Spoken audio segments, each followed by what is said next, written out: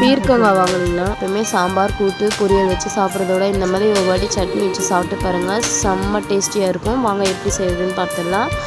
முதல் stove on பண்ணி ஒரு கடாய் அடுப்பில் வச்சுக்கோங்க. தேவையான அளவு எண்ணெய் சேர்த்துட்டு ஒரு டீஸ்பூன் அளவு உளுந்து 4-5 காஞ்ச மிளகாய் சேர்த்துட்டு காஞ்ச மிளகாவை லைட்டாக வதக்கி விட்டுட்டு அதுக்கப்புறமா 4-5 பெரிய வெங்காயம் சேர்த்துக்கோங்க. நீங்கள் சின்ன வெங்காயம் தான் சின்ன வெங்காயம் கூட சேர்த்துக்கோங்க.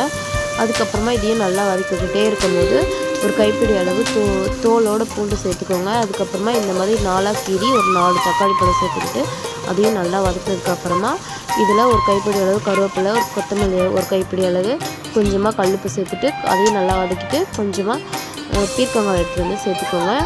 அதையும் சேர்த்துட்டு நல்லா வதக்கி விட்டுட்டு ஆற வச்சுட்டு இந்த மாதிரி மிக்ஸி ஜாரில் போட்டு நல்லா அரைச்சி எடுத்துக்கோங்க. லெமன் சைஸ் புளியும் சேர்த்துக்கோங்க.